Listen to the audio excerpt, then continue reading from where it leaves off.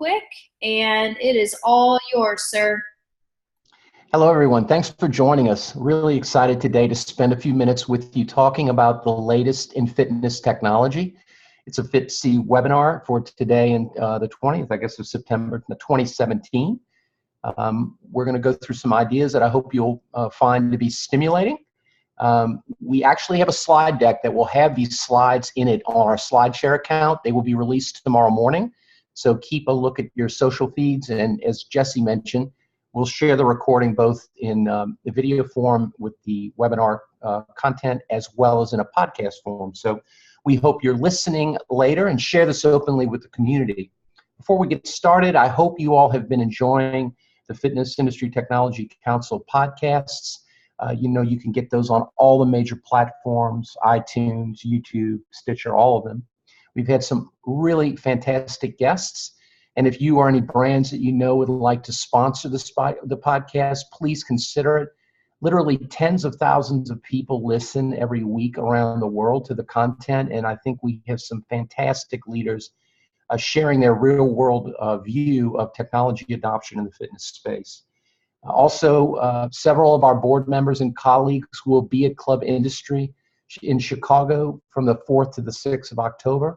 There'll be some fantastic presentations.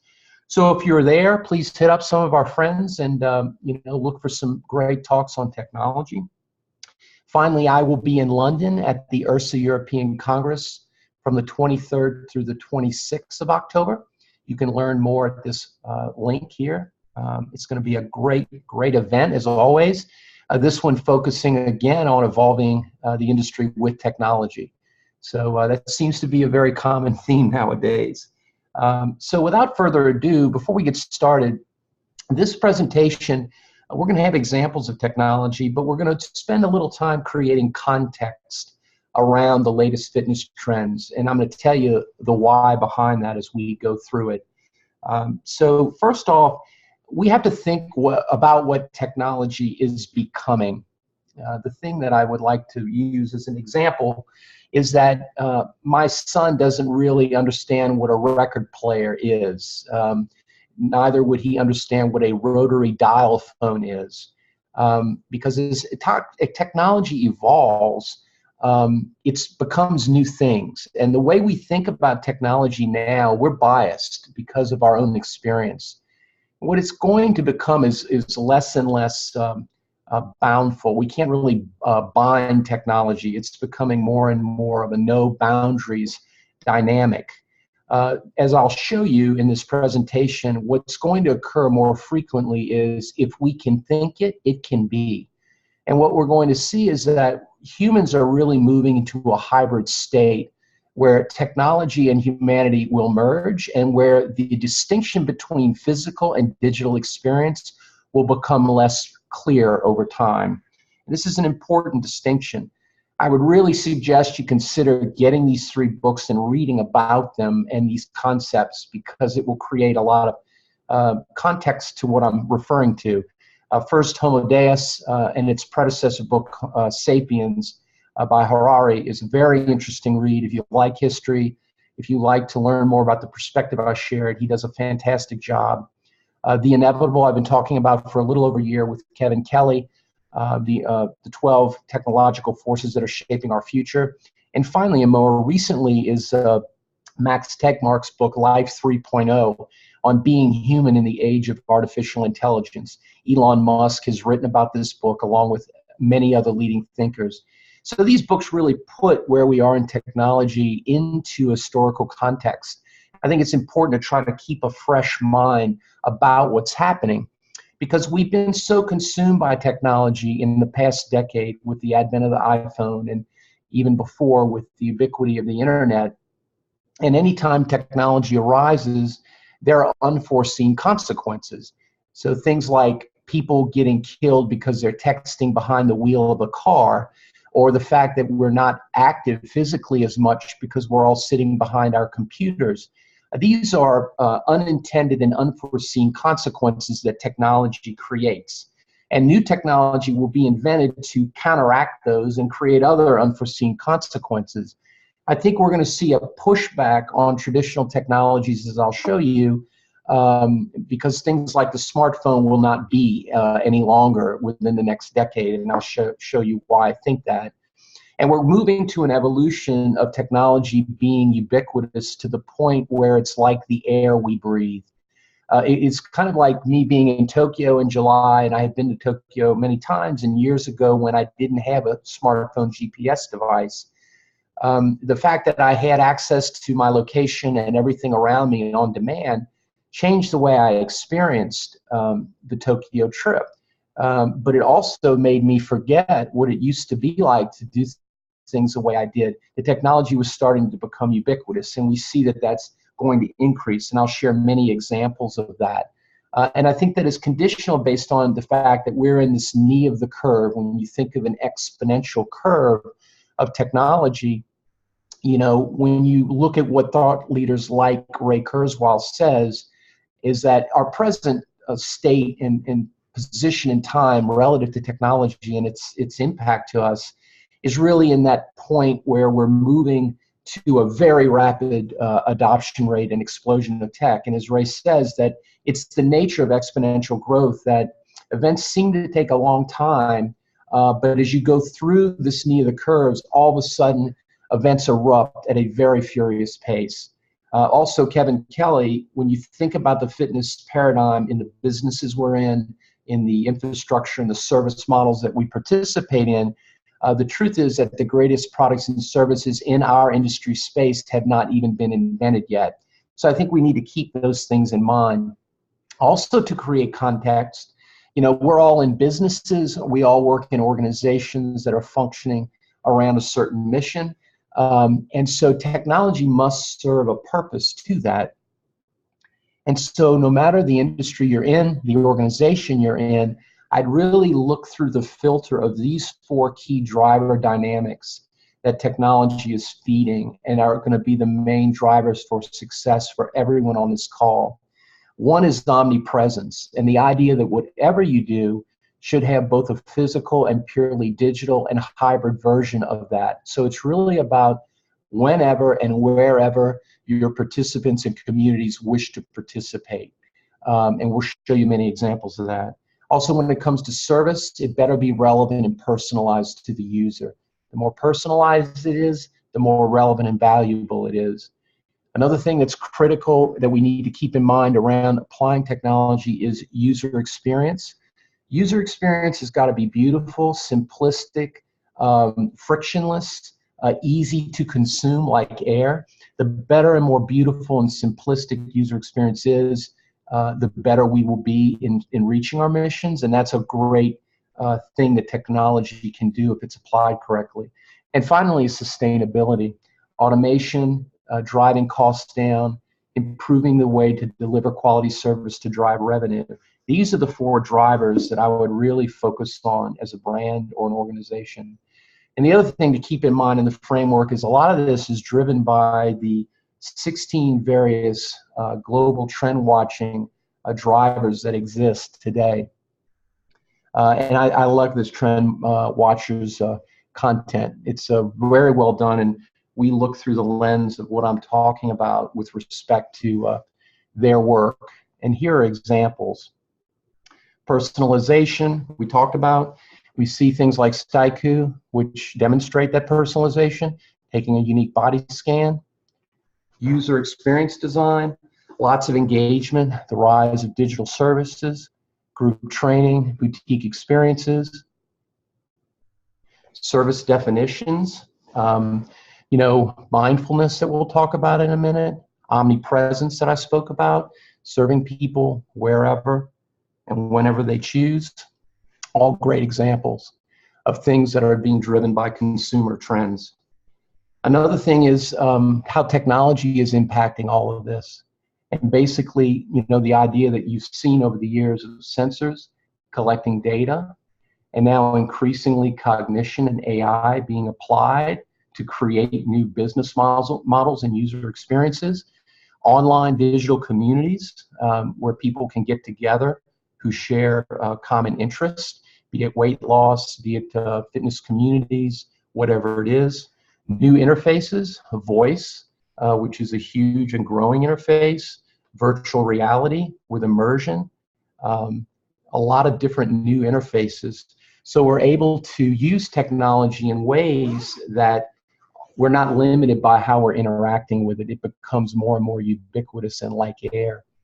And then the very nature of commerce itself, how we transact exchanges of value for those services, which technology is being enabled to do in ways that are transforming whole industry segments. And these are the drivers. And again, we're going to get down to some specific examples of that in just a minute. And really what this relates to is this new paradigm of value creation for all organizations. In the old simple paradigm of value creation, when we look at a highly valuable brand like Walmart, the way they were able to be very valuable was through having a lot of users that wanted to use what they offered. They were a low price provider. They had a lot of locations they built up. They would promote themselves and deliver value in a certain way. And then they made money by getting those users to transact with them for higher amounts and more frequently. And that really was the key driver of value. The new driver and new paradigm of value creation is what Amazon and others are starting to do. They're taking many, many data points and information and collecting it to use it in ways where they can learn patterns. And they're using that learning with cognition, machine learning, data analysis to create personalized and more valued experiences so that we anticipate need, we can deliver on that personalized experience in new ways, even anticipating what we want before we know we want it. And that creates tremendous retention, loyalty. It makes something in Amazon something we start to think we can't do without. We can see this showing up in many different industry spaces, and I use this as a simple paradigm of how things are shifting. And we've got to keep this in mind no matter the business model you're in. Another thing when we look at the latest in fitness technology is really fitness fitting into an ecosystem of a lot of different things. Trend Watchers has termed it betterment. I don't know what the right term is. We'll use the term betterment. We like that term. But it's kind of a new paradigm of products and services and kind of thinking that all interrelate with each other. So fitness, you can't be your optimal from a fitness perspective without great nutrition, without the proper amount of rest. You can't do it as well without the proper tools. The integration of healthcare to fitness, the social connection component, and how digital is becoming ubiquitous. So all these 7 key parts are really symbiotic.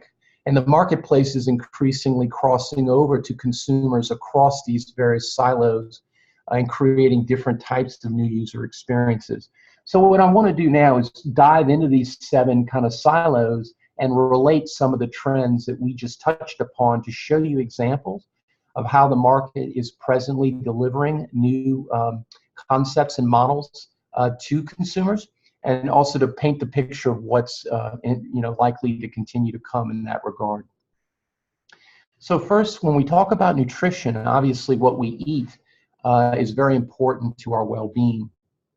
And this is a great example of a service that reflects data collection, personalization, customization, and delivery new business models. So Habit takes basically a test kit to take a little blood, sweat, and DNA. It uploads that through testing into a private and personalized profile that your nutritional plan is based upon. It uses a platform to provide coaching around nutrition and habit knowing this. And now it has moved to personalizing fresh, customized meals and eating plans for delivery to you. And when you think about what this model delivers, and there are others like this, and we'll continue to see this emerge as Blue Apron and others have come to market in different ways, it's a very affordable solution for people. It wouldn't have been that long ago than the idea of having a medical professional, a nutritionalist, and a chef available to customize nutrition for you would have been something only the very, very wealthy could have afforded. And now we see these models coming to market that are adopting these technologies in ways that enable that for a far larger percentage of the population to help them be their best. Other examples of technologies being applied in nutrition continue to improve. Nutrition in a pocket like Snap It, which has become increasingly accurate in its ability to take a picture and give you nutritional information, which is amazing. Waterlog for hydration, Shopwell to scan products and tell you what their contents are. We look at mindfulness, and that's the brain exercise component. We have now inexpensive devices that measure activity in the brain and help you create a state of mind. And ELF does that. So if you want to concentrate, you want to de-stress, you want to sleep, you use biofeedback to teach you how to get your mind in the optimal space. Of course, we have now, even with WISA, on-demand psychotherapy via AI, which is very effective. It's proven to be effective. It's amazing where people are talking to a machine and they don't even realize it. And its impact is very positive. In mindfulness as well, we have the Somadome, which is a meditation pod, creating really unique meditation experiences using biofeedback in the environment to create a state of mind. Mindfulness is so important. It's a huge and growing area and a counterbalance to how technology has kind of overtaken many of our lives. In fitness, we see increasing functionality with sensors that are built into phones. Montezuma takes vibrations off of indoor cycles to predict and accurately predict through algorithms what cadence and eventually what power levels people are delivering into their outdoor cycles. We see Nudge and Forge providing customized professional and personal fitness training to optimize people's fitness levels, all using technology and people together to deliver that experience. And of course, AIs in personal training, which is phenomenal. So V is a product that you've probably heard of. There are more and more of these that are coming out that are taking data points with cognition and voice interface to deliver customized and personalized training experiences. So we see how technology is running through fitness as well with VR. Maybe you saw the article yesterday by Sarah Needleman in the Wall Street Journal. That's my quote. You're going to see virtual reality as a gateway drug for people who aren't into fitness. Yes, I did say that. I might regret it, but I did. She showed examples of people playing tennis and various sports with VR in immersed markets. As I mentioned in gaming, as I mentioned in the article, we're a number of years away until consumer VR really becomes mainstream, but it is very real in our space. We have new business models. So the Uber of PT and training is coming. It's already here. We have products like Handstand, where you order them online and they show up at your house. We have FitSpot and others. New business models that reach markets using technologies. Of course, then there's the social aspect of betterment, which is connection and the ability to connect across all these various platforms that exist and leveraging digital. And this covers a wide array of fitness users now, be it Swift, which is the indoor cycling community, where you can participate with others in teams and races on the most famous cycling courses outdoors in the world. Very cool product. I've used it. Very engaging with lots and lots of people participating as a community. And there are lots of these kind of online, offline experiences going on around specific communities. New forms, and when we look at is engagement, so outdoor sporting activities and various events. Perhaps you saw the new iPhone 8 come out. Augmented reality is built into the product. So here's an example of a Major League Baseball game where in looking at it through your iPhone, you can see the statistics of the various players, including their identities. So this is an example of how the digital and physical world are merging around experience, creating deeper engagement and connection. And we're really only limited by our imagination and how these things can and will be applied increasingly over the coming years. When we look at healthcare, of course, there's a lot of testing that is being supplanted by much less expensive technologies. Now, accurate EKGs, like through cardio with your phone or smartwatch, can get EKGs on demand very inexpensively, and they're highly accurate. We see Synosis, which was just acquired by Google, use built-in technologies that are already part of all our smartphones So, for example, using the camera and the light being emitted around the camera, the device can look through a finger and measure hemoglobins and blood. Similarly, the microphone can record breathing and detect asthma and emphysema. So it's very powerful what these algorithms and sensor data points are able to do from a healthcare perspective, dropping cost and increasing access significantly. A big growing market in healthcare and digital experience around betterment is longevity. And we're really going to see that become a bigger and bigger thing as people in my age range, in their 50s, what's important for you is health preservation and wealth preservation. So there's going to be a lot of emergence in longevity efforts and a lot of growing marketplace for services around helping people get older in a more healthy fashion. So we'll see technology really impact. On the wearables component of the seven silos we talked about, it's not just about wearables. I think wearables is kind of a bad name. Wearables is just a term for sensors you might put on your body, but it's becoming more than that. Fashion is a big component of self-expression, and we're finding embedded technologies in a lot of different clothing options, from shirts to pants to shoes, you name it, many things. This is Bandier in New York. They're a fashion business that has fitness integrated, and of course Intel, the wearable technology report is very insightful. Interactive clothing is going to become a bigger and bigger market, addressing all kinds of various sensor and data collection points. A great example is in shoes, and the applications range from measuring people's gaits and using algorithms to predict neurological problems or strokes before they happen, detecting hydration issues, detecting many other anomalies in physical or medical conditions before they become problematic. And this is going to be a big area, as well as in the fitness area with heart rate, perspiration rates, all these various skin temps, all these various things.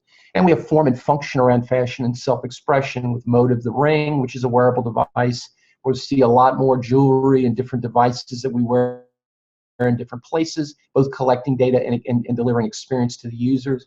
We've even seen the Nike self-lacing shoes with a motor inside that adjusts to your foot.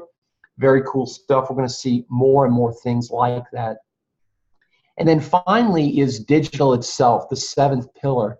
And as I mentioned in the beginning, we're going to see this new era of ubiquity, where technology is going to move away from gadgets and things to become more like the air we breathe. So instead of having to Google on a laptop to find out what the weather is going to be looking like, now I can talk to my Echo device, Alexa, anywhere I'm in my house within earshot and say, what's the weather like today? And she's going to tell me. So it's like she's there without having to be there. It's going to be the same with things like driverless cars, where our children in the next 30 years are not going to understand what it really means to say, I'm driving, because they're going to believe cars always drove themselves. So the technology becomes embedded to the point we don't even realize it's there. And that's what digital frictionless means, being frictionless. We're going to see that with respect to our lives and how we manage priorities. Already we have bots that are starting to manage in an automated fashion schedules. Digital assistants are going to become a very growing aspect of app with AI applications to help our lives, to help know what we should be eating, when we should be doing whatever we are supposed to be doing, and learning all the time based on our actions what is optimal for our state of being. The other thing around frictionless is really becoming more and more valuable through anticipation. So as I mentioned before, the acquisition of Whole Foods by Amazon is really the further fray into Amazon knowing what you want and delivering your groceries before you're really even ready to know what you need. Both saving you time, making sure that you're not spoiling or wasting food because it knows what you have and what you don't have and what you need. It's kind of like Apple now, wherein before you would buy albums. Now, based on what you're listening to, it's going to offer up songs that you never would have thought of based on knowing what you like and what others like you like. So it's where algorithms are collecting data, using cognition to become more and more valuable to the user without them even understanding. They just know that it's better than it used to be. And then finally, in Japan, this really came through with the SoftBank's huge venture capital firm, and seeing, because of Japan's aging population and their need for labor, which they have a shortage of labor in many markets, is the applications of robots and humanoid-like devices that are going to be able to take the place of people in key service roles for different organizations. And this is very real. You're going to see this adopted in fast food. You're going to see this adopted in medicine, in healthcare. You're going to see this adopted eventually in travel, in many different industries, where service personnel are going to actually be robotic. This is a technology that is already here, and it's going to become very mainstream within the next 5 years, and extremely mainstream in the next decade. So these are real new tools of the future. And then finally, relative to digital, is the idea that gadgets are going to start disappearing. As frictionless digital becomes more and more relevant, we're seeing this now with Apple's third watch, where you can make phone calls without the need to have a smart device. So as technologies continue to shrink, as the power of processors continues to go up, as the ubiquity of the internet continues to be available in high speeds, the smaller and smaller hardware will be able to work with other things and do more and more powerful things, to the extent that it will be like, in fact, the air we breathe. So in wrapping up, and I'm hoping you're enjoying this and found it a little different than what you might have seen before, we think when we talk about the latest fitness trends, that fitness is really melding into the betterment model. It's one part of 7 different silos that are surrounding the area of betterment, with fitness being just one. We mentioned that business models and organizational constructs are shifting in how they create value, more to an idea of collecting a lot of information and to be able to analyze that effectively to build more relevancy and value to users over time. So as we adopt and use a service over time, it becomes more and more valuable to us. This is the new economic value creation model. When we look through the lens of technology, it's not technology itself, it's technology as a tool to apply to these 4 key drivers for all organizations: omnipresence, service delivery whenever and wherever, personalization of service, learning what people really want and delivering that to them in a personalized way, aesthetic user design, frictionless use, the thing that makes it so easy and beautiful and simplistic to use that you want to use it, you're happy to use it, it's valuable to you. And finally, sustainability, making business models more inexpensive to operate, more efficient in their value that they deliver. These are the 4 drivers we need to keep in mind when we're looking at technology, and expect the shift away from the current negative consequences to a more ubiquitous delivery of technologies that become like the air we breathe, more and more powerful, more able to impact our business models and industry spaces to grow them in the various silos that I showed you. And keep in mind the books that I shared with you and the quotes of some of these leaders about where we are in the knee of the curve. Sometimes it seems things aren't changing as fast as they actually are, and we're really on the precipice of massive adoption of these things that I'm showing you now that are going to grow our industry space, and there's going to be a tremendous amount of innovation in the coming years. It's upon us to deliver products and services we would have never thought of before. And finally, I want to thank all of you for being here and looking and listening. You're going to be able to find this content, as we mentioned, in the podcast. We're going to be sharing the webinar in the next day and sharing the deck for you to use on SlideShare. We thank you for participating and supporting FITSE, and if you can share the idea of being a part of it, we'd really, really